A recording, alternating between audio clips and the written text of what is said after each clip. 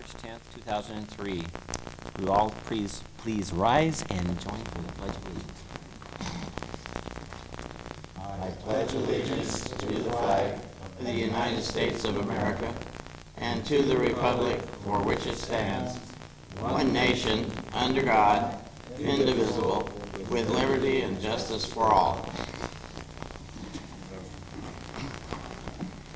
Okay, first item is approval of the minutes of February 24th, 2003. So moved. Second. All right, all those in favor? Aye. Aye. Committee, council member reports. Anything from Steve? You have anything? Well, shocker. So this comes as a great shock. Better be ready, Chuck. I actually have something to report tonight. I've been reading your webpage. You've been giving me a bad time on this one. Is that the only reason you're reporting? Just so you won't give me a bad time for a while, yeah. I figure I'll get a couple of weeks breathing room after this. No, actually, we do have an announcement to make tonight that is of some significance. That's the dedication date of the building. Yeah, and I'm going to cut to the chase, and then I'll backtrack very slightly. But to cut to the chase, the dedication date will be June 14th. That's a Saturday. It'd be in the evening. It's the Saturday before the night before the bicycle race. And but it'd be that evening. It would appear that Friar Tuck's will be open some few days or so prior to that. I talked to Greg this evening, and he certainly anticipates being open before that time, but that's fine. And apparently the county is going to be taking occupancy about that time. To backtrack, June 14th seemed to be a good date because it was June 14th, 1913 that the building was originally dedicated, the first building, by the Elks.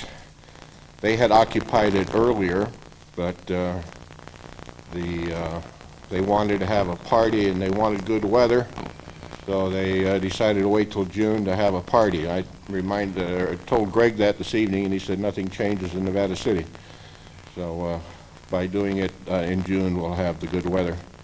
But it will be exactly 90 years to the day of the dedication of the original Elks Lodge.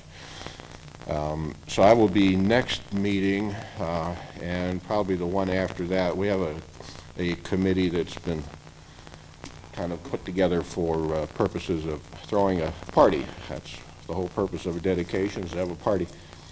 And certainly we'll want to work, and I'm glad Dwayne's here tonight, because certainly want to work through the chamber, but I think it'd be simpler if we make it a city street closure rather than a chamber street closure. And that then allows 3 of us at this table to participate. Otherwise, all 5 of us rather to participate. Otherwise, special events with chamber street closings winds up 3 of us abstaining. So in order to get everybody involved, why would it be a pretty simple thing to do? So I'll be reporting back at the next meeting with more specific plans about Saturday, June 14th. But that'll be the dedication night. Steve, still going to be referred to as the old Elks building? I mean, some things never change, I think it's right? going to be referred to as the site of the former Elks building.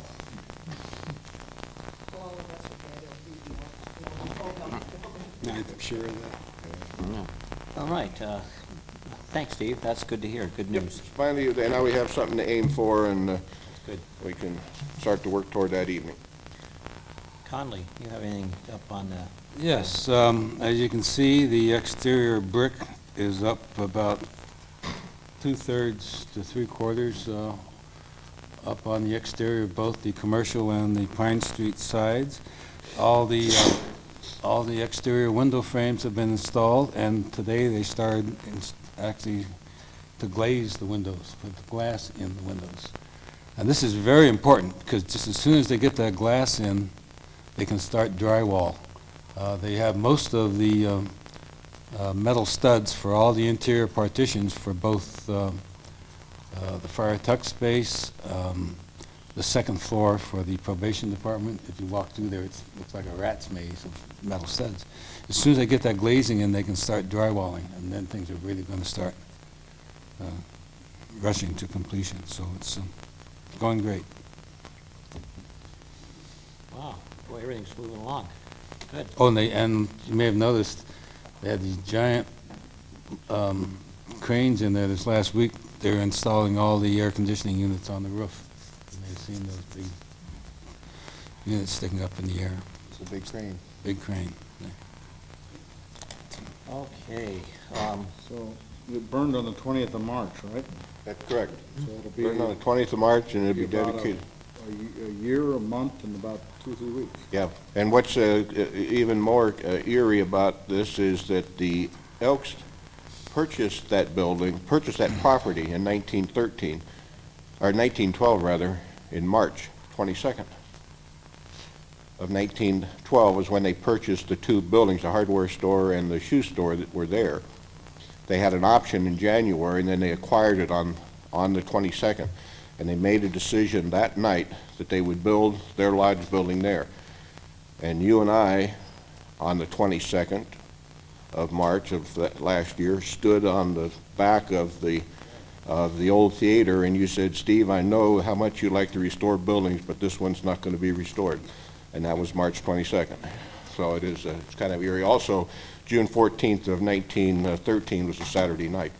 So it's, Bill was there at that time as well. oh, well, Bill was the bar back that night. I have no comments. And Lori played the trumpet that night. all right. Department reports. Mr. Mayor, if I may, would you like to move the new business item H2 to the... Out of department reports? Yeah, I think so. We have two representatives from the community here, Okay. Do that. So we're gonna Jessica move Gunther H2. Rogers and Is that- Dwayne Strasser. Works for me. We could probably do H1 rather quickly. And so, all right, so Jessica Gunther Rogers, you want to go ahead and come to the mic or come to the table? Either one. Either on table's good if you want to sit down. Get Dwayne up there, too.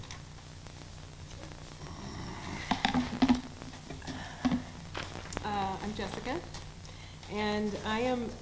You probably want to talk into the mic, they won't hear you behind. Is that better? Yeah? Okay. Sounds. Better, somewhat. I'm proposing on May 4th of this year to host the 2003 NorCal High School Mountain Bike State Championships. I can give you a little bit of a background of what it is and what it's all about, if you'd like me to do that. The NorCal High School Mountain Bike Racing League is in its third full year. It's a league that was designed by a teacher from Berkeley High for Northern California to promote the sport of cycling, specifically mountain biking, and to encourage juniors, meaning kids of the age of 18 and under, to be able to race, to offer a venue for them to be competitive within themselves through the high schools, just like you would have a basketball team or a downhill skiing team or something like that. So it's in its third year this year. The season's already underway, and for 3 years now, this being the third year, we hold a state championship specifically for the high school kids at the end of their season. Every race throughout the season is part of a larger race where adults can race, etc. But we like to be able to give the kids a highlighted venue for themselves to be able to compete against each other. So the first year was held up at Eagle Mountain Resort. Last year, I promoted and organized it at Domaine Chandon, a winery vineyard in Napa. And this year, I'm proposing to have it at the old airport. Nevada Union High has been the reigning state championships for the last 2 years. So in some ways, we're kind of utilizing this as a giving NU the opportunity to host the state championships, to defend their title, and it's just a great area for mountain biking, so we want to be able to highlight that as well, and for the tourist industry. So Sunday, May 4th is the date. We would like to hold it at the old airport property using the existing trail systems that are already there, and only within the old airport property. We don't intend to use any of the private property that surrounds the old airport. We're expecting around, the league has grown over the last 3 years, so we're expecting around 100 kids to be racing, and about 60, maybe as much as 75 spectators, primarily parents and friends of the kids, and then about 20 to 25 volunteers. So it's not going to be a large race. Total numbers, including volunteer staff, spectators, probably under 200, I would assume. And it would just be held that day, Sunday, May 4th. It would start around 9 o'clock in the morning, and the race would be done, and we would be, breaking down by 3 o'clock that afternoon. We are already pursuing getting coverage through USA Cycling. Their insurance has a minimum of $1 million policy, which I've gotten every year that we've put on an event. And so that's, getting insurance through them is not a problem whatsoever. It's the same insurance that covers the Nevada City Classic that Dwayne puts on, so it's identical to that. We won't allow camping, no overnight camping the night before or the night of the event.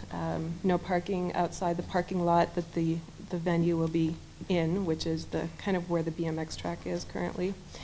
And then included in what I sent was an example of a letter that we're sending to all the private landowners just so that they're aware that the event is going to be going on. And then, of course, working with the fire department, the police department. We'll have medical on site. We'll have porta potties on site. We'll have a waste trash removal service of some sort organized there. Rich Looney, who holds the BMX races, is fully supportive and willing to work with us as well.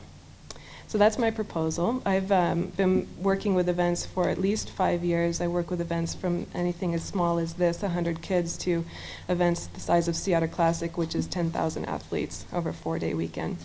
So I'm very experienced with it. Dylan Gradhant, who's also wasn't able to be here tonight, but he will be helping with the event organizing and promoting, has been, he was a junior racer, ranked 3rd in the nation at one point. I think he was 14 years old at that time. Has also been involved in event organization and promotion, so the two of us will be putting the event on together. Jessica, on the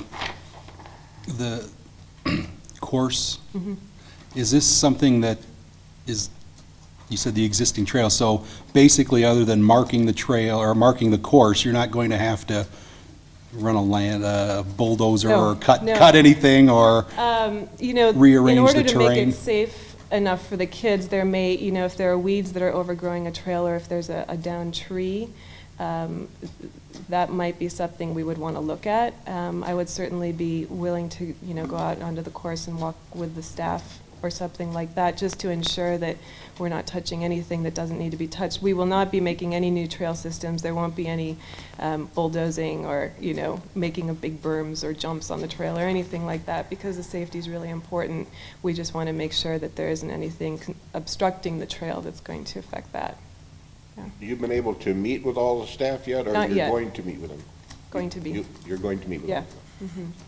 The police chief's in the back. And I He's met gonna them before the meeting, so, yeah. Okay, because he will be a critical part of this.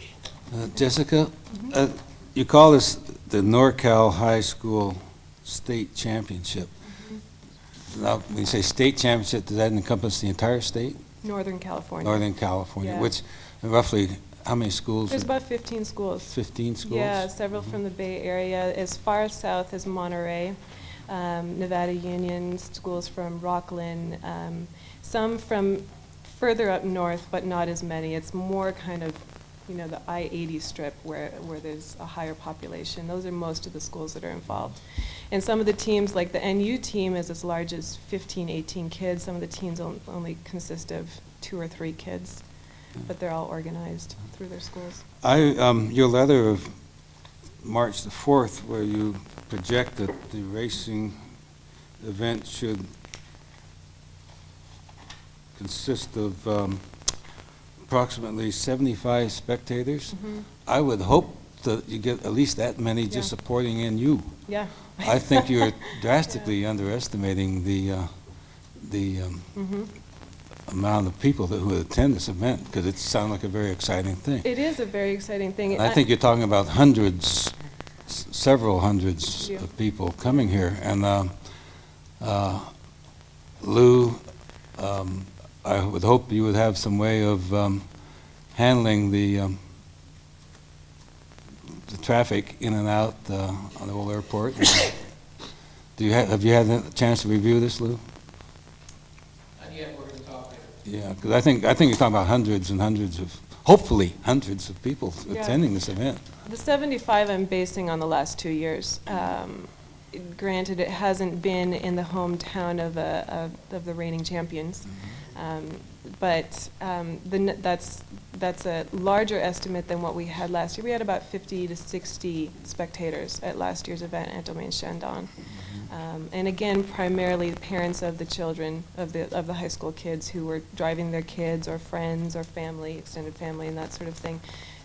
I would agree with you that it could potentially be much larger because it's here, that just surrounding Well, community. Because Nevada City drives 5,000 people for a Mardi Right. Gras.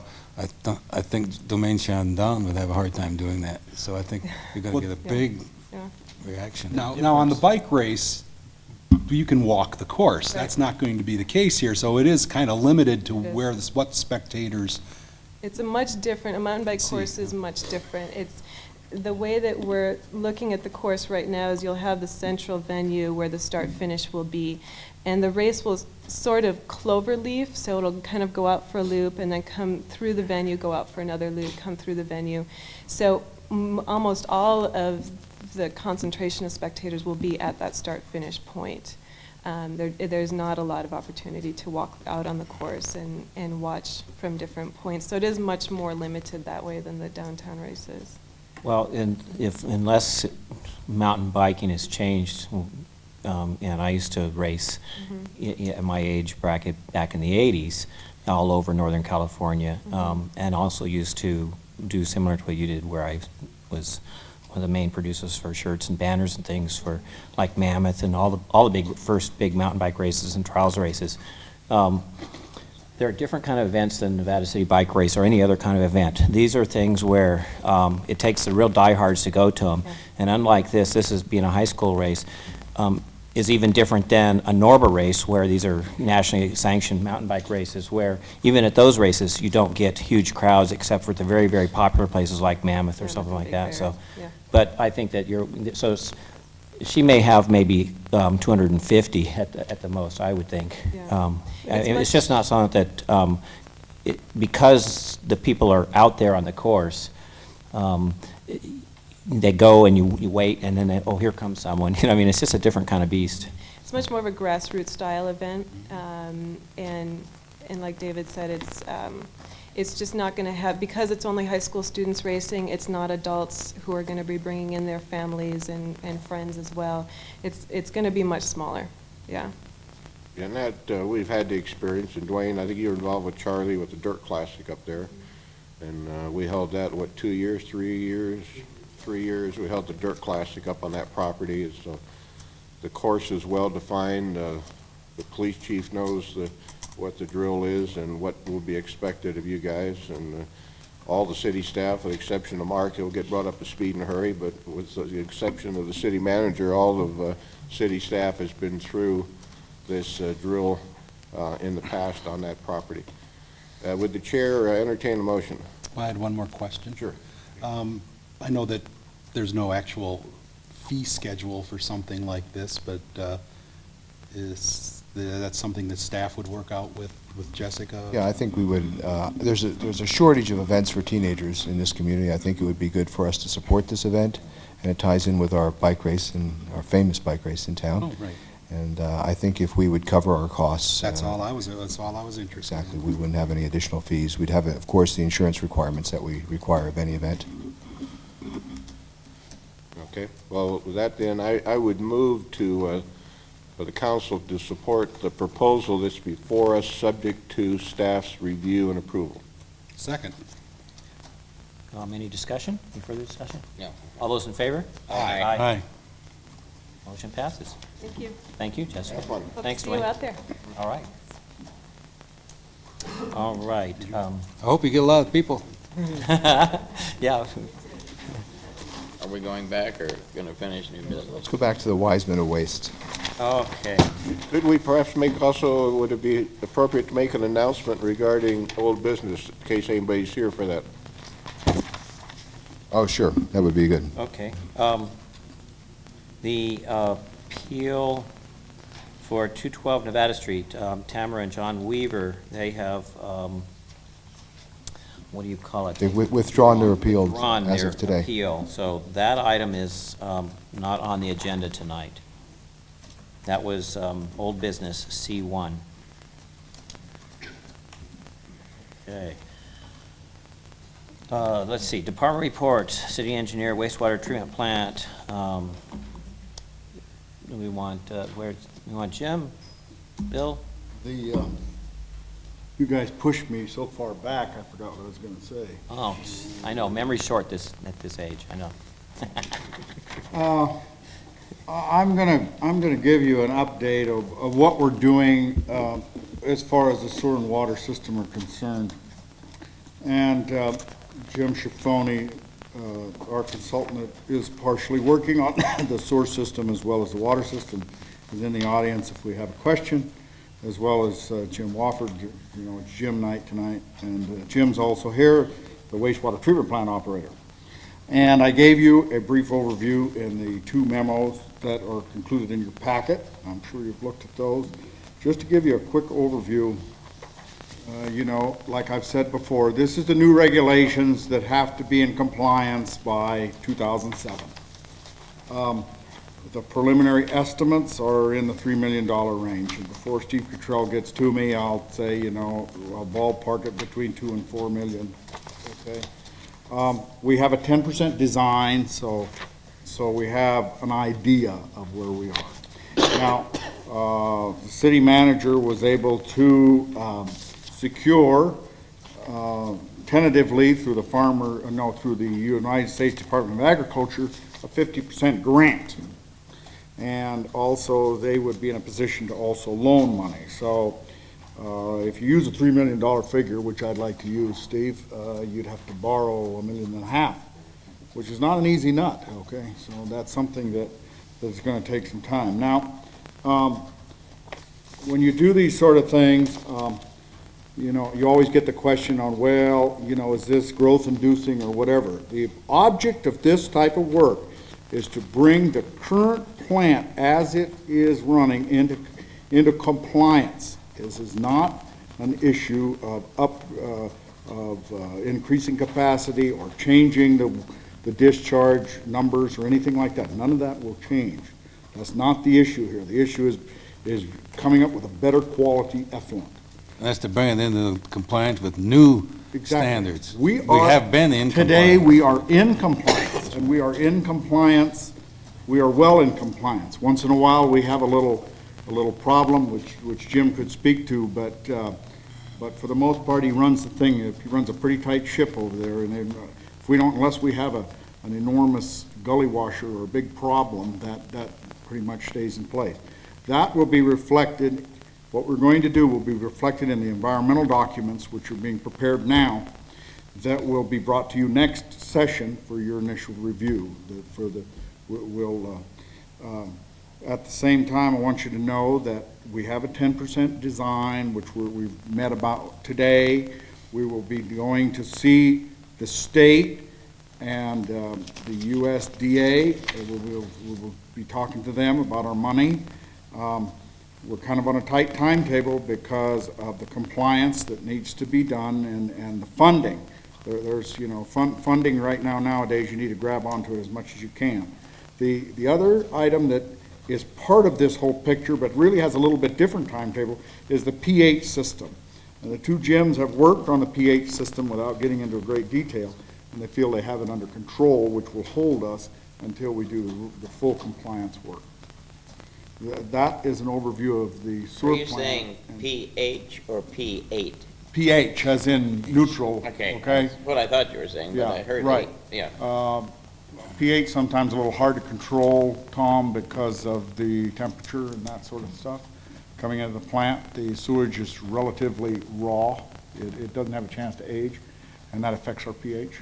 And so, we add lime to the system, and the lime adding facility is a little bit antiquated. So that's the type of stuff you will be seeing. And I tell the city manager wants to say something.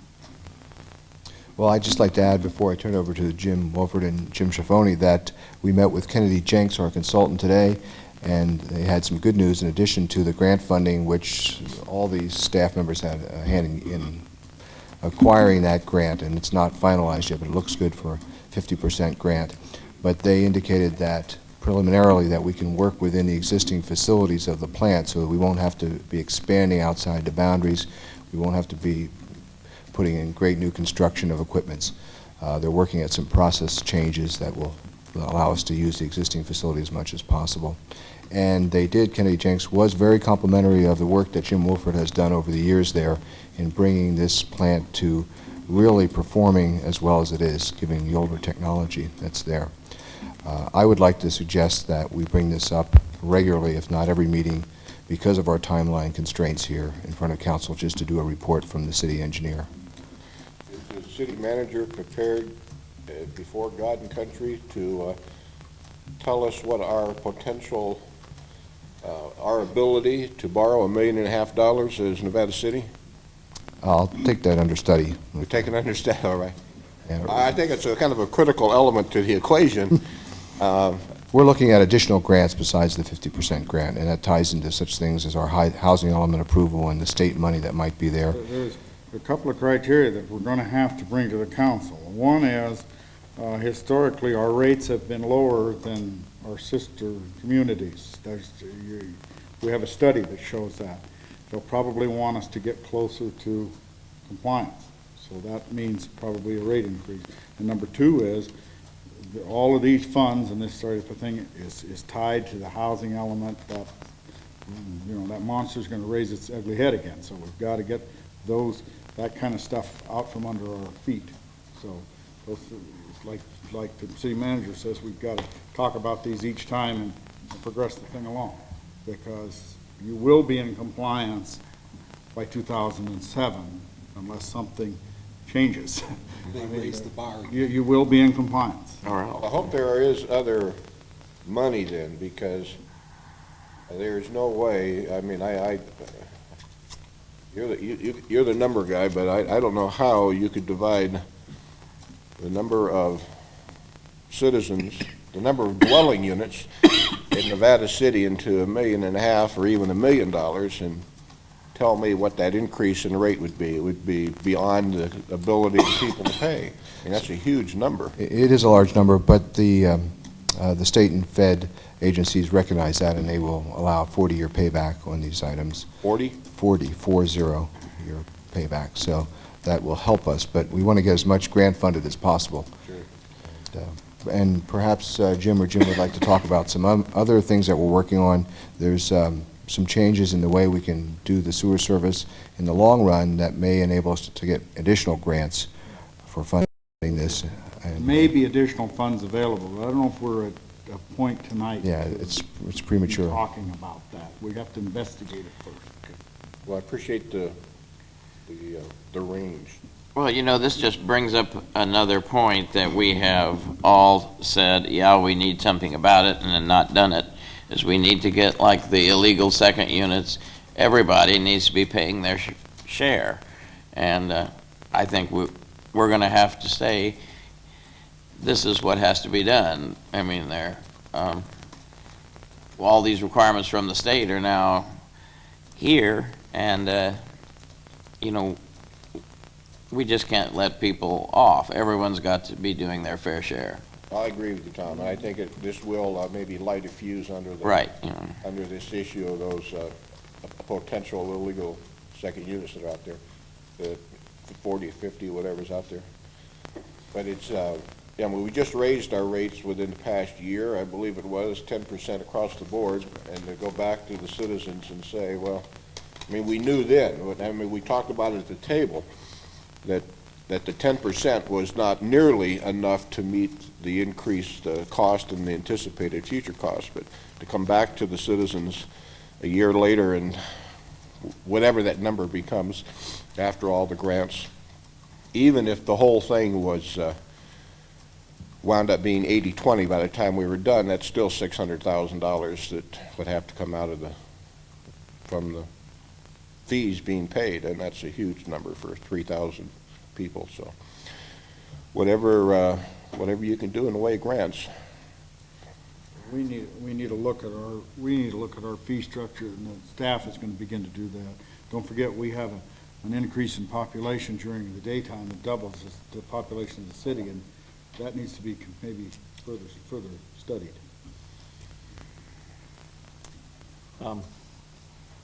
Jim or Jim? You want to Jim come or up? Jim? Jim or Jim, or Jim and Jim? Do you go by J1 and J2? No, they go to the brothers Jim. The brothers Jim? I'm the older one. If you guys ever went in the consulting business together, you could call yourselves J squared. There's already a company called J Squared. Really? Named for two J's. Square J's or something. I don't know. Okay, well, let him go. Well, I don't really have a lot to add right now to what Bill's already said, but we are in the process of doing some experiments at the plant to see if it's possible to use existing or slightly enlarged facilities that we already own to maybe get around building a third or a fourth new unit, one of our central units, you know, that are going to cost millions of dollars. It doesn't look like we will actually, it doesn't look like it'll work. It looks like we're really going to have to go for something a little bit fancier just to get to where we ought to be. And I can only say this too, that we're working to 2007. You got to understand that 2007, they're going to give us some different requirements, and they're not going to be easier. They'll be tougher, probably. This is just what happens to everyone. All the small treatment plants in the Sierra foothills are being hit with the same thing, and it's tough for all the cities and all the utility districts that are having to comply with the new requirements. Essentially, you got to remember that when you flush your toilet, somebody's going to drink it downstream, and that's why.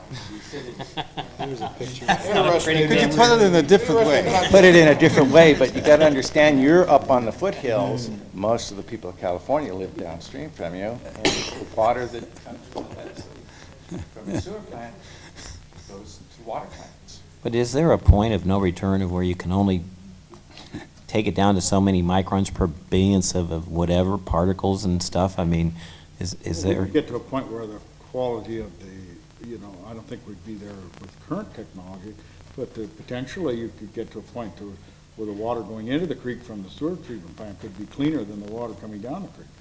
And that's sometimes not it is now impossible. in some ways, but what Bill's saying, I mean, you could turn this, our almost 500,000 gallons of water every day that comes through Nevada City, you could turn it into distilled water if you wanted to spend enough money to do that. But, you know, that's ridiculous. It costs, we're a small town and we all You know, recognize in 1950, the quality of effluent we have today would be ridiculous. Yeah. No, you know what I'm saying? Yeah. And when what Jim's trying to say is, I don't want to get too technical, we'll be here all night, but the bottom line with our sewer plant is they have in the industry called an MCRT. You'll see that written, you'll probably see that written. It's a mean cell residence time. And what that means is the little guy that's eating up the sewer that's in the water when it's bubbling, that little guy, the longer he stays in residence, the better the effluent will be, okay? Now, because of our limitations and our temperatures and everything at the plant, if we had a little bit bigger box for that guy to live in, he could stay longer and we could, you know, accommodate. It's not gals, it's always guys, huh? Yeah, Eating that right. shit. Well, yeah, it could be the gal, there's gotta be some gals in they're there actually too. asexual. But anyway, that's where, like Jim says, that, you know, if we could get around that, if we could somehow increase that time, which we've got some ideas, and he's not finished yet, you know, that's what our big thing is. And I don't think you have to be a wastewater engineer to understand the longer in residence, the more he cleans the water, the better the effluent will be, end of problem. It's not as simple as that, but that's a lot, got a lot to say about it. Gotta come up with something that entices the guys to stay. More gals. Well, then, so we can look forward to the next meeting, then you being back with some more detailed report? Yeah, and we'll have environmental documents that we'll be starting to discuss then, because Great. you have to file the necessary environmental documents, even though the plant itself will be relatively undisturbed, you still have to go through that process. Well, Bill, you gave us some context of 1950, and those water standards of 1950 versus today. As a result of researching the history of the Elks Building, came across a very interesting article from, in fact, from March of 1912, 91 years ago this month, where the chairman of the Chamber of Commerce Sanitation Committee, a man by the name of Harry Englebright, who of course later went on to be a member of U.S. Congress. Harry Englebright appeared before the city trustees in March of 1912 and said, you know what, we got to quit dumping all our garbage into Deer Creek. He said it wasn't so much the ecology and the water quality, but it was the stench was becoming unbearable. So 91 years ago, people in Nevada City took their daily garbage and dumped it into Deer Creek, literally dumped it. So It was later than 91 years ago. that they still, yeah, but that was what led to the garbage dump at off West Broad Street. The original, was Harry Englebright coming that night. some of the original work that was done in Nevada City for the sewer lines that literally took the sewer out of town and dumped it below town so that it was out of the town, was put in because of the old miners' hospital, the old county hospital, or the Willow Valley Road Hospital, because they were dumping all of their waste into the creek at that point, and that was causing typhoid in the downtown area. And I mean, that's how things have progressed in a very short time. Well, I think we've got a committed design team here between Bill, Jim, and our consultants, and it's an aggressive timeline that we're trying to meet here, but we're confident we're going to meet it, so we'll keep reporting back to council. Thank you. Yeah. All right. Jim and Jim? Jim, do you have anything to add? Okay, update on water system study.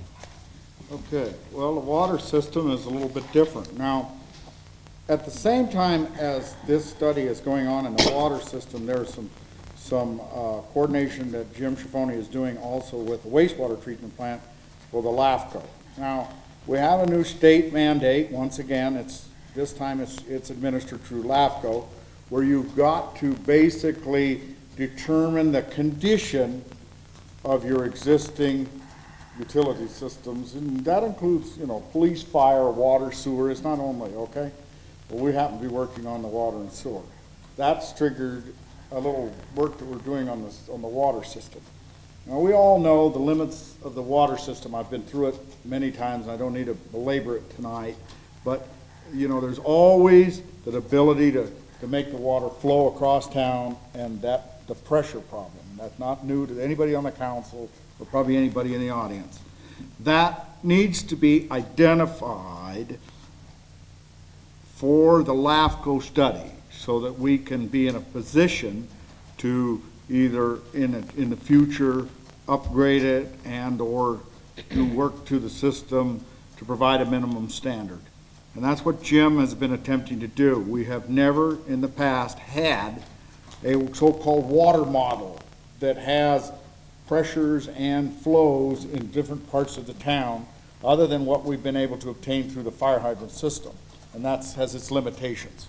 So that's what we're attempting to do. We're attempting to determine the exact pressures and the ability of the water to flow at a certain area, as well as the age of the system, the age of a lot of the lines, the valves, and that sort of thing. And that kind of study is what Jim is working on now. And it's not really anything that, we're not in a position to fund anything or even come with the council for a recommendation as to what we're supposed to do. This is a LAFCO exercise that has to be done by state law. This is sort of just like an overall inventory. Exactly.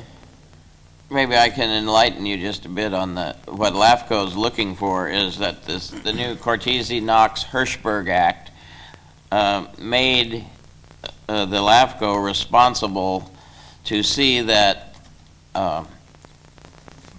everything that the city says, a city says that they do, they do. And water had never been something that anyone had to pay any attention to before, but now it is, and so they're at the infancy of doing this too, so the more we can do to help them and make it easier, we'll probably design it more on, would be better for us. So rather than balking at it, we need to, you know. We have no choice anyway. Right, It's we not- don't have a it's not choice. an issue of whether the council could even vote to Yeah. say, no, we can't do it, because it's a state law. It's either the Senate bill or I don't remember which one it is, but the LAFCOs are required to hire a consultant to put this data together. So the LAFCO has their own consultant that they fund. Of course, the city funds a portion of LAFCO, we're all aware of that. But that's where that comes from, and what the city is obligated to do is to turn over as much of that data as they can generate so that the consultant can put it all together for the LAFCO. And this is required of every community and every county in California, so that we're not alone in this. No, not at all. Grass Valley is in it, Truckee is in it, Nevada County's in it. Everybody's going through the same gyration. This is pretty much an extension of that survey you did about 6 or 8 months ago. Yeah, only It's much more fine-tuned. detail. That's right, yeah. Much more detail. It's stuff that they've recognized needs to be done, and, you know. and- But you have data from that that'll help jumpstart this survey. Exactly. We're using that. The, Jim's refining it. Jim's putting together, the first time the city's ever had a water model, where you actually put the model together, so you can tell. I'm sorry, Tom. Oh, no, I was just going to say the interesting part of it is in the Up County area in Truckee is where they have the suppliers, like their districts, their water district, you know, they go into 2 counties. And now the 2 counties, they're coming to heads as to who's going to lead the study. You know, fortunately down here, we can just, you know, we're able to go on our own, but that's going to be a real mess up there before it's... That, up there, it's a matter of, there's 2 contradictory sentences, almost in the same paragraph, of who will be the lead agency and then who will be the responsible agency as far as, you know, your actual physical location. And you're right, they finally have taken... I sat in the LAFCO meeting, where's the one of those at the top of Donner Summit that serves Serene Lake. Serene Lakes is in Placer County, but the sewer system is in Nevada County. Right, right. It's a really big problem. So they've mutually decided to go to court and have the court decide which one holds precedence, which one of the statements in the... So it's going to be a definite So thing. that's what's going on, and Jim can give you more detail if anybody has any questions. Jim? Well, Jim? yeah, maybe Honorable Mayor, members of the council, I'm Jim Schifoni, I'm a consultant to the city in engineering. What I've been doing is basically inventorying the infrastructure, starting with water. And by inventorying, what I mean is I go through and I just quantify, well, how many pipes do we have in the ground, how long are they, what's their condition, what's their diameter, and that takes care of the distribution system. And then we go on to the treatment system, and we do basically the same thing there, you know, pumps, motors, valves, and everything. So when we're through, what we'll have is an inventory with actual values of all these things in the field, how much depreciated they are, et cetera. The reason we're doing that, what I'm doing with this information is it's kind of convenient because we're actually killing 3 birds with 1 stone. One is it's allowing me to refine the computer model that we have that allows us to, you know, simulate any kind of demand conditions and tank levels or pressures in town and fire flows and all this kind of stuff. And at the same time, because we're essentially, you know, we're inventorying this system, we can also meet the LAFCO requirements, because this is right along the lines of what they're asking for the study they're doing. And then the third thing is we have this Government Accounting Standards Board ruling number 34 that will play a role in the way that the city does accounting starting at the end of this fiscal year or the beginning of the next fiscal year. And what we're required to do there is really just It's kind of, in the public sector, it's a push for, you know, greater responsibility, I guess, greater accountability, kind of analogous to what needs to be done at Enron with, with Arthur Anderson's procedures. So it's kind of a move, a push on the public sector for a more accurate depiction of actual financial condition. So we're having to go through and inventory all of the infrastructure, water, sewer, streets, and get all this into the accounting system. So we're pretty much done with the water system, but then we have to move on to the sewer system and do it there too. Another benefit of doing this is that we can use this information, once we have it gathered, to put into a rate study, kind of a program, you know, Exactly what I was going to say. There's actually a fourth benefit. Right, yeah. It's not just sounding like political spin. It's that we will have actually a model that we can say, this is it, and this is the conditions of our water lines, and this is the kind of money it's going to take to maintain and keep them up and improve pressure and et cetera, et cetera. So it gives some hard facts that it's a lot easier to. Change this pipe, this is what'll happen. Yeah. Right. So it's more than just a physical. So the meat and potatoes is the kind of thing engineering. that people can grasp and understand. Mm-hmm. Yeah, that's good. It goes more in, even into rates, and like Steve was talking about the loan, well, what would be the significance of taking out a loan? Well, that would be folded into the, the other costs, the ongoing O&M costs, the expected replacement costs for worn out equipment down the road, as well as debt service. So all those things would go into the rate study. So it may be a benefit to the city, it may not prove to be very beneficial to the citizens. Well, We will have the information, but it might be pretty scary when we get it. Well, I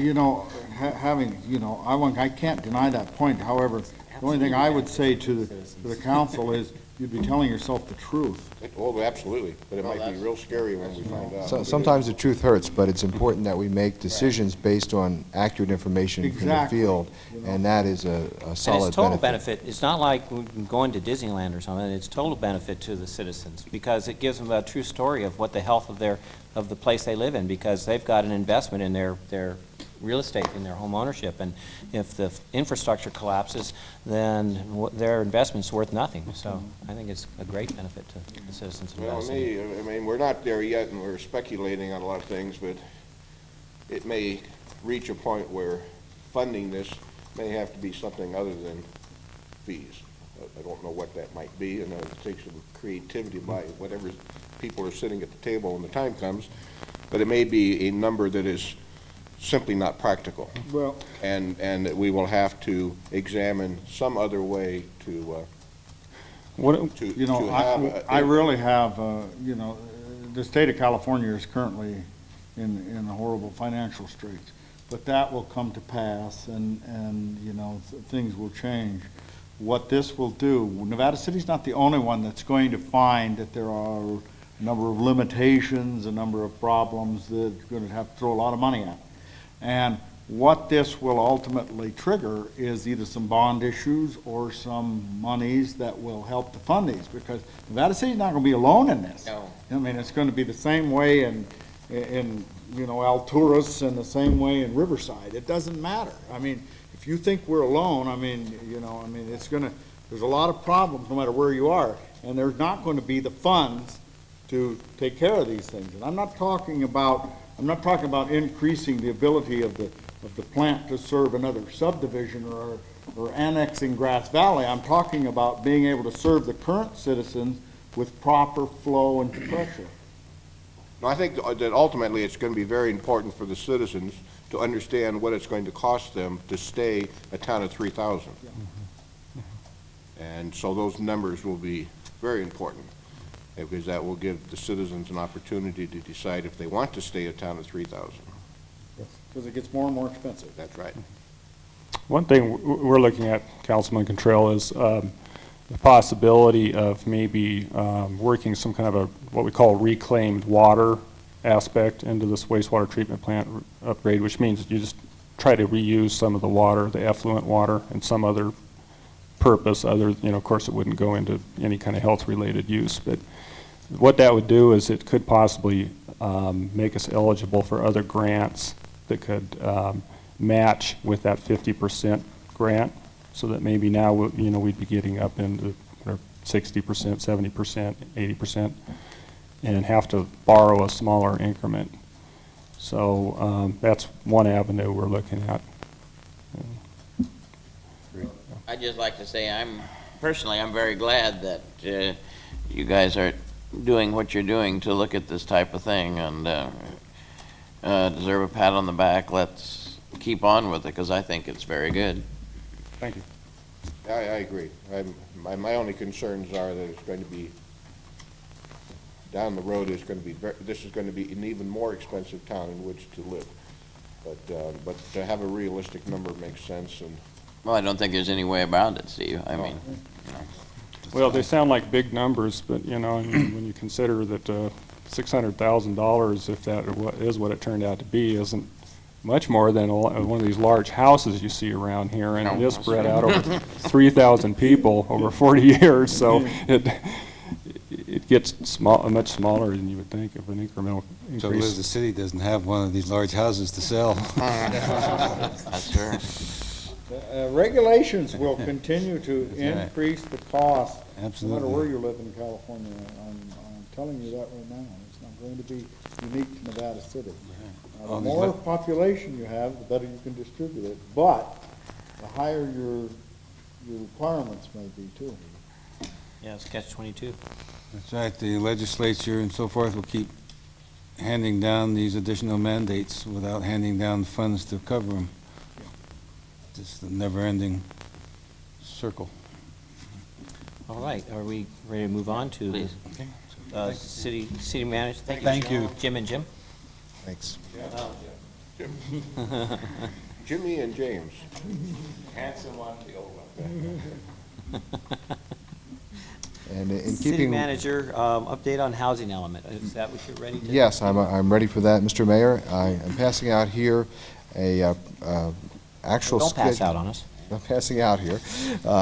After the discussion of infrastructure, now we turn into perhaps a more cerebral exercise, but no less important. And along with Kathy's participation in the infrastructure, she's also been working on pulling up some of our past planning issues and trying to get those things resolved.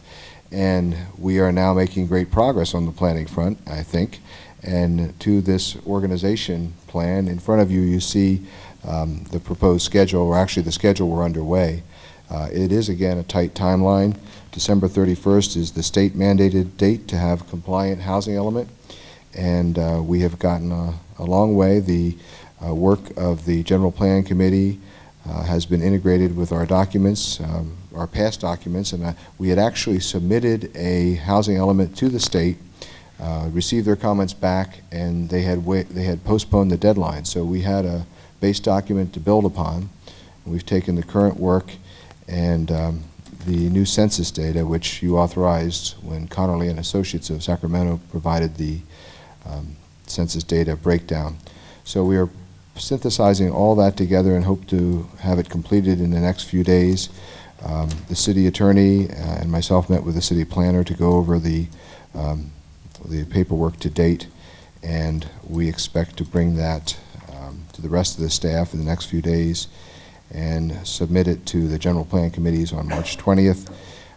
And on March 25th, which is just around the corner, provide the complete draft document to HCD, and that will start the clock running on their review period, and we'll get their comments back and integrate those in our plan, and hopefully by December 31st, we'll have an approved housing element. Wonderful. December 31st of this year. They've set up a mechanism, this is a statewide thing, right, that Statewide. date? So all 480? Well, a lot of them already have approved housing elements. Oh, okay. So they're not, they don't all fall due on the same year. I think it's a five-year, Kathy, renewal period? 5-year renewal on your housing element. It has to be renewed every year and resubmitted for approval with all the changes that have occurred in your community made. When do we anticipate the J&J show completing its infrastructure inventory of Nevada City? Oh, And as an adjunct of that question, how important is that to the housing element? I think they're really independent. We have all the data we need. When Bill did the sphere, the 5-year sphere of influence report, that covered much of the information that we needed for the housing element, and it's good that he did that and let us get a jump on the document that we're submitting to the state. That was that survey that we're talking about, yeah. So you think that's that sufficient? thing needs to be refined, there's no Right. doubt about it. But I want to say to the council again, the housing element is very important to us because funding is going to be held or missed. And so you guys need to decide how you want to do that, but I don't want to scare anybody, but somehow we got to get past that bugaboo and get that done. I don't know what it takes to do it, but Oh, isn't I- this, I'm a- not- What's going to take is Is due that diligence what in this is? completing this whole schedule. yeah. Right. Not letting And anything I slip think you need to through the tweak crack. it the way you particularly want to, and we go on, however you want to do that. I don't care. I think it's great. This is really good to have. Yeah. Give us something to track. I think what we could do as we go along, Steve, is, they're working on this thing now. I think we're under, don't we have to have it done by the end of the month for LAFCO or something, most of the data? Oh, I'm not sure. I don't remember either. Let me tell you that next time. They'll be pretty close to each other. Yeah, they should be. They're gonna have to be because they intertie. They do Right, actually, that was intertie. my They're separate, but point, they yeah. intertie, yeah. Yeah, okay.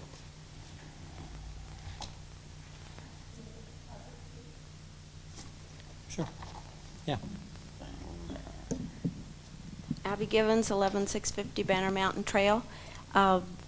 Question concerning the housing element. May I ask who's on the committee?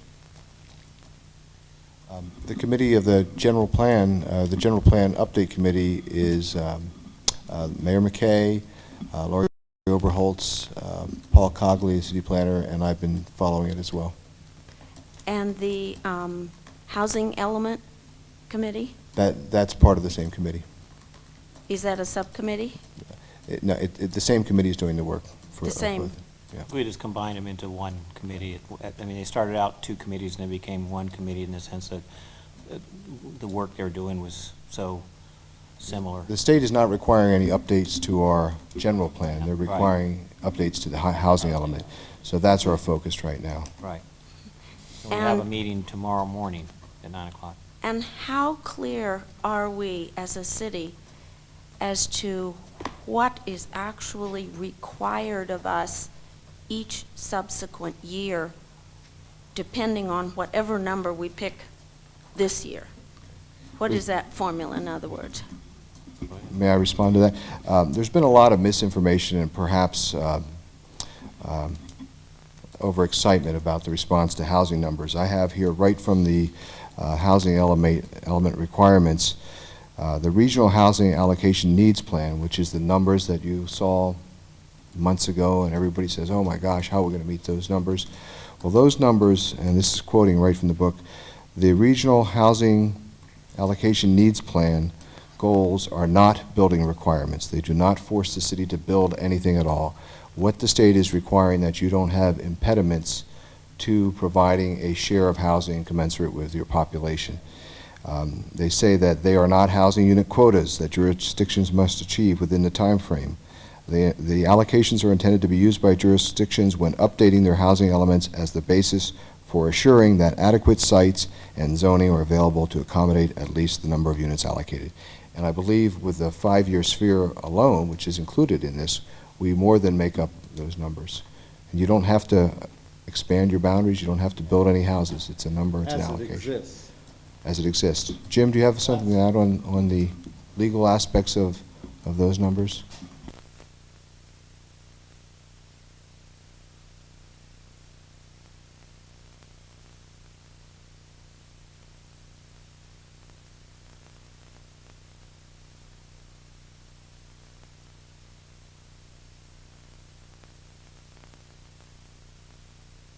and it wants to build it, they're at least there, and there's no impediments to keep them from building. we're virtually built out as a community, but we have a sphere of influence, and that land in there counts to our having land available for future housing needs. I've worked in communities that were completely built out, and they didn't have any land to expand on. They were up against other jurisdictions. They had no room to expand, no chance of their houses, and their housing elements were approved. It's just a allocation number that the state puts out there. Assume we adopt the housing element with our current zoning in the town, which is basically built out, and we have a 5-year overlay, which we've created, and somebody wants to come into the city to bring a 20-lot subdivision into the city. Do they have any special privileges, or does they have to still go through all of the gyrations? You still have to go through all of the normal process that anybody would have to do to get an approval for a subdivision. It's simply that we have to have the land available to. But we don't have to have the infrastructure to serve it. We're not required to put the infrastructure in as part of the housing element, no. Would we find ourselves trapped by having to annex in order to meet our housing element demands? No, that's No. what I just asked. That's why I'm asking it again, because I want to be sure I really No, understand. we do not. The answer to that No. is apparently no. This is a planning tool, and it's a lot like LAFCO's planning tool. The downside to this, the city, if you don't have a housing element, then the state will withhold funding.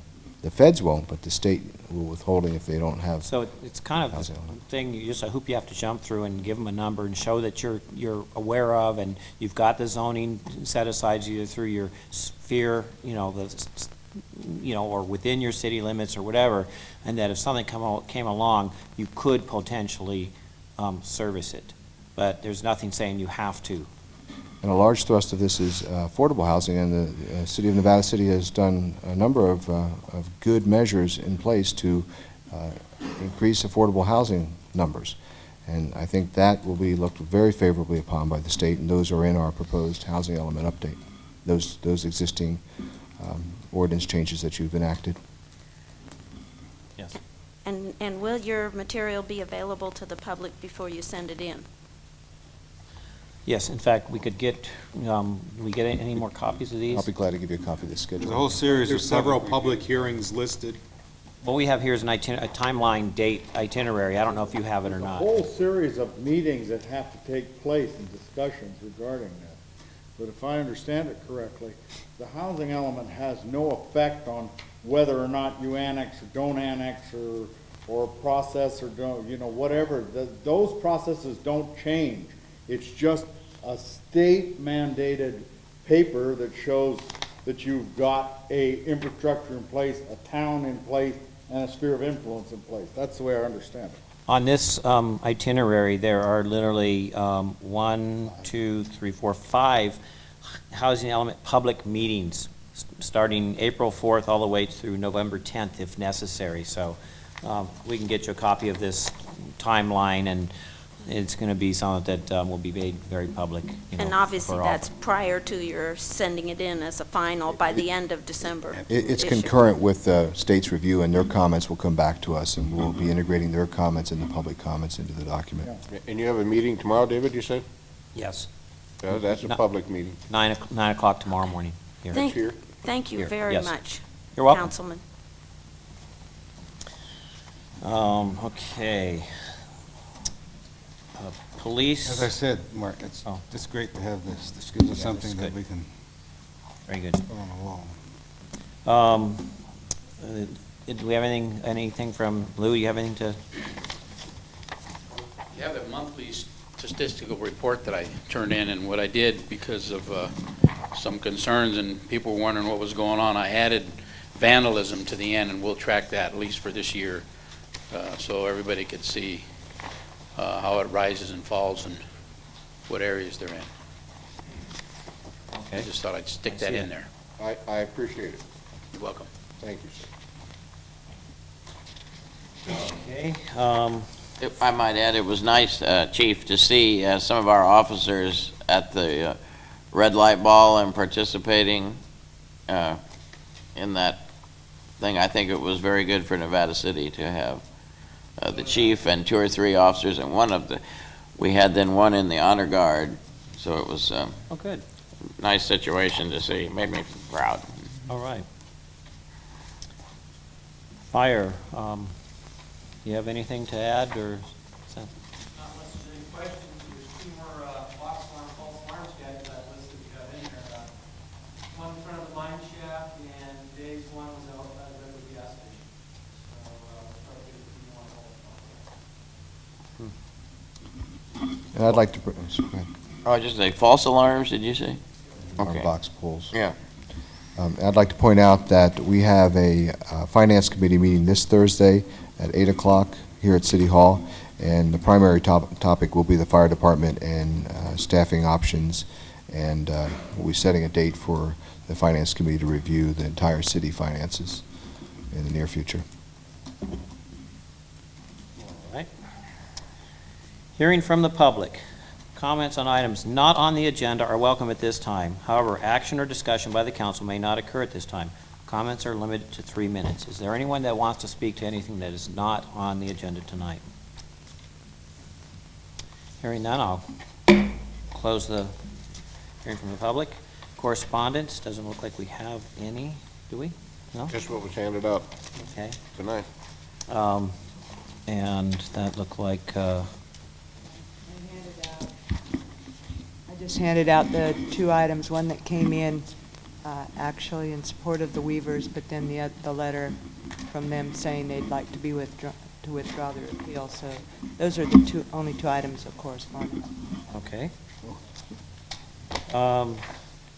Under old business, item number 2, sewer collection system update. Is that, Yeah, I'd like to. Okay, present Mark? with Bill Falcone.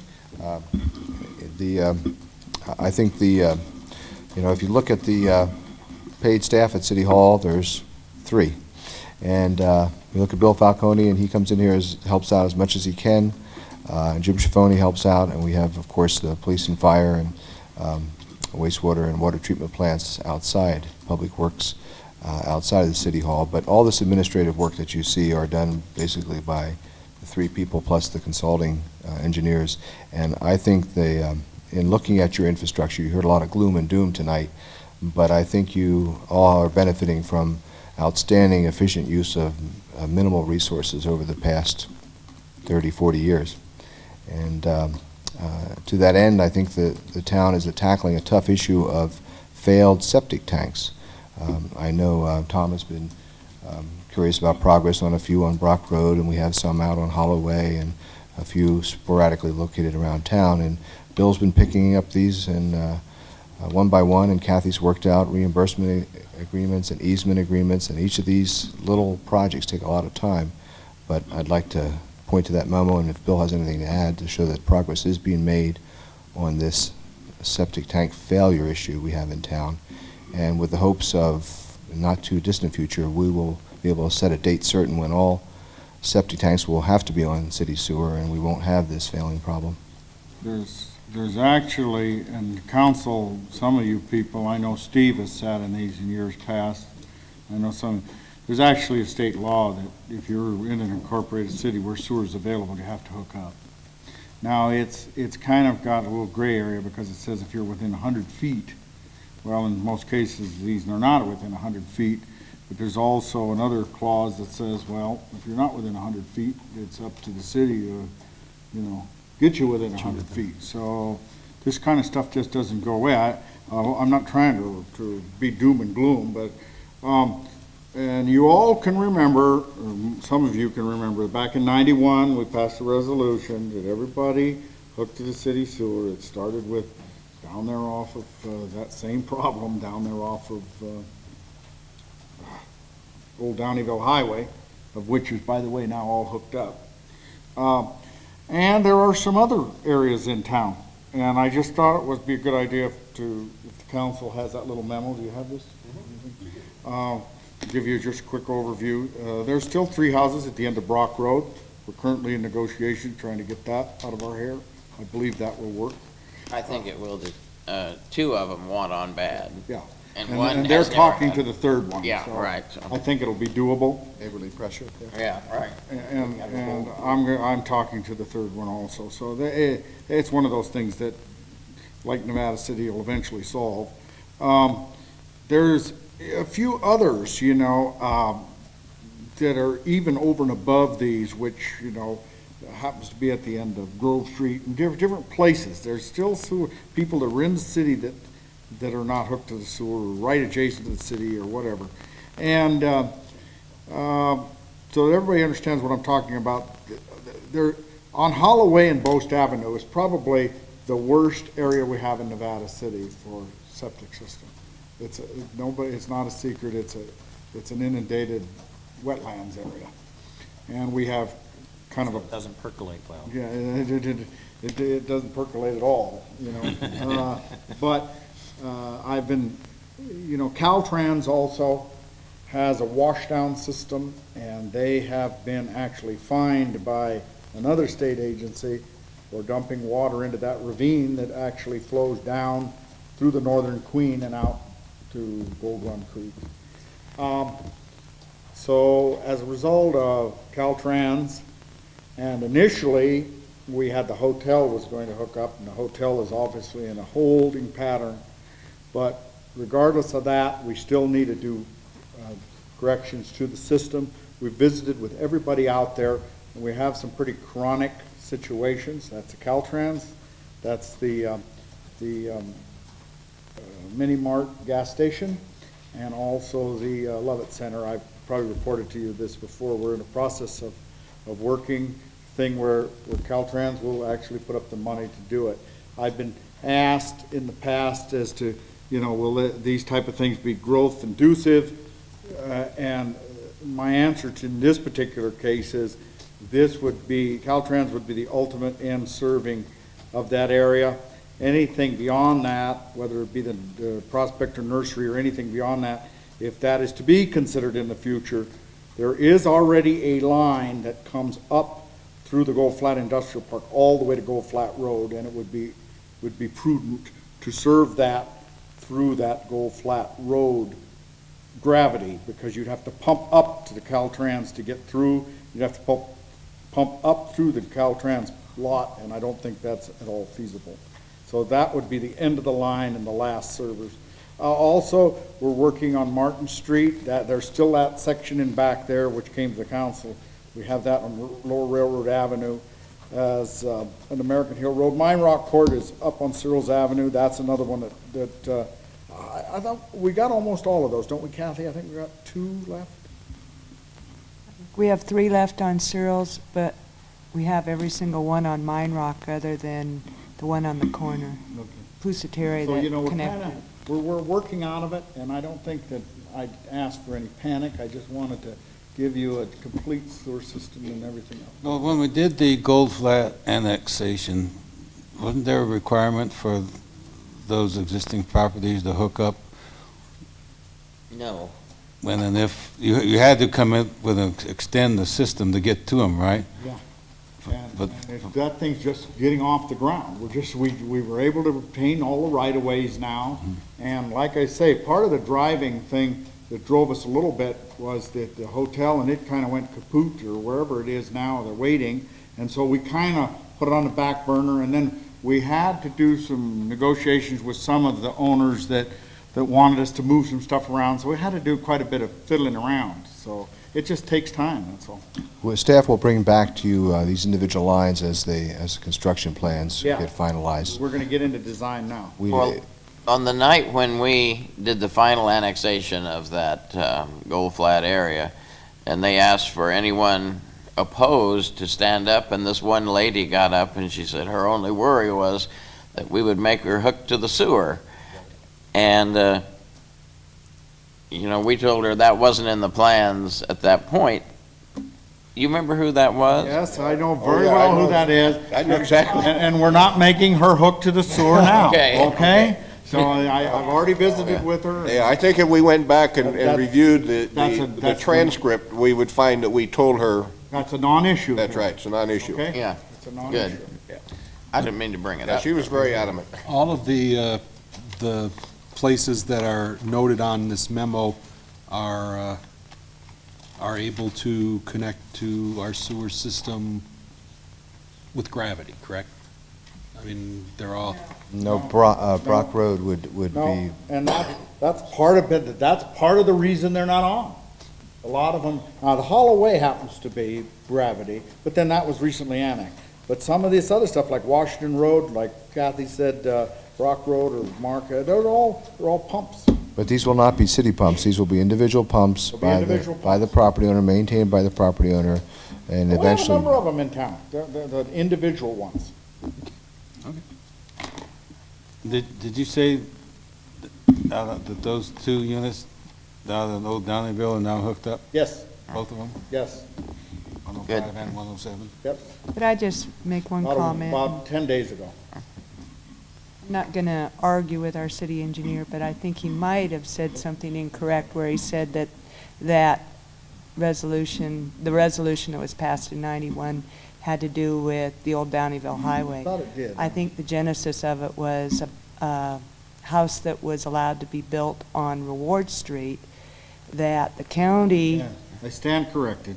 the Kathy, county I- issued a permit for it to build on septic. They built, we said, when are you going to connect to the sewer? And they said, oh, we put in a septic tank, we're not.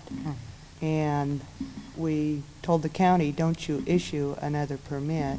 That was You know, and building adjacent that's to when that's when fellowship the hall for the Catholic Church. council, 2 doors down from it. And that So one we is still still on have them. septic, so, you know, we're talking among ourselves, we'll bring it back, I'm sure, at some point, to have a sunset clause when all people in Nevada City, within the city limits, hopefully will You know, go on sewer.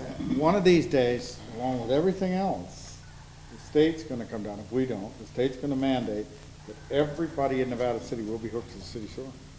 And these failing septic tanks seem to be in the areas of wetland sensitivity, environmental habitat That's real area. important to take Murphy's care of. Law. So it's important that we get to these, and there's not much more compelling than having Bill Falcone and Kathy Wilcox Barnes standing next to your failing and smelling septic tank and saying, it's time to hook up. So we're When proceeding that with that. time comes, whatever Mr. Baltz and I are doing at that time, I'm sure we will remind you, there's at least one property owner in Gold Flat for whom Nevada City will probably have to pay for the line, Yeah, and that's fine. I think we made it very clear to her that night, yes, we did. we will never require you to hook into our sewer system. If a- That I may be have to true, but the stay out state of this will. part of the discussion, that was my aunt. We're not, If someone, she doesn't, she's on a hill on a great big parcel, and we don't have to, let's just go on, Steve. Okay. okay, moving right along. I do, before we move along, I just, because the next item is that appeal which has been tabled, and we got the letter from the Weavers explaining why they wanted to withdraw the appeal. My only question is, has the media been given a copy of the reason why? Because that's, I think, fairly important to however they report their withdrawal. Why? Why? I have one extra. All you have to do is read the letter. Says, for the benefit of you who don't have the letter, it says, we dropped the appeal due to the continuing threats made by our neighbor, Lee Greep. I think that might be kind of central to the report. Yeah, and that may be misleading because it's just the Right. comments in the letter, but I did speak to them at length, and they were talking about legal threats, I believe, in Right. this. So and I the don't think we fact should be that- stirring up something that's not, Yeah, you know, I just think we- exaggerating anything I met that's with not both there. the property owners out there, and they just seemed to have a neighborhood spat that couldn't be resolved, and so I believe they're just withdrawing their appeal of the elaborate stairways, and they're going back to the stairways that they had. That's fine. And, but all I have to work on, David, is the letter that I have. You know more than me, that's fine, but I think it is central to the issue. I'm not trying to stir up a hornet's nest, or you don't have to me any time. That's really not necessary. But when someone submits a letter that said they're withdrawing because of continuing threats made by the neighbors, I think it's central to the reporting, and my copy is certainly available for the media. Well, and I think it would be only right then to have the other side of it see that same letter and have a rebuttal to that of what they mean by threats or something. I mean, right. how far do you go with this? It's really, That's all we have as a public document right now. yeah. But to merely say they withdrew their appeal is only half of the equation. All right. New business, resolution 2003-04. Move for adoption. Second. All those in favor? Aye. Who was my second on Any announcements? I think so. Any announcements? Okay. Move to adjourn? Second. All those in favor? Aye. Aye. Can I just say one final thing? Go ahead. It's only because everyone has said, oh, this is gloom, and, you know, it's not. I think it's just, it's a realistic approach to what's going on, and we need to have that, and, you know. Absolutely. And if it's doom and gloom, it's only because, you know, people don't want to see it that way, but I think it gives us we now know where we're going and what we're going to have to do. So, Bill, thank you, and all of you. It's Yes. I'm very pleased to have that. I am too. I don't want to misunderstand. I think, this is information I wanted a long time ago. Bill will tell you. This is exactly the information I asked for as part of the sphere of influence study, so wonderful. We're adjourned, are we then? Yes. Adjourn.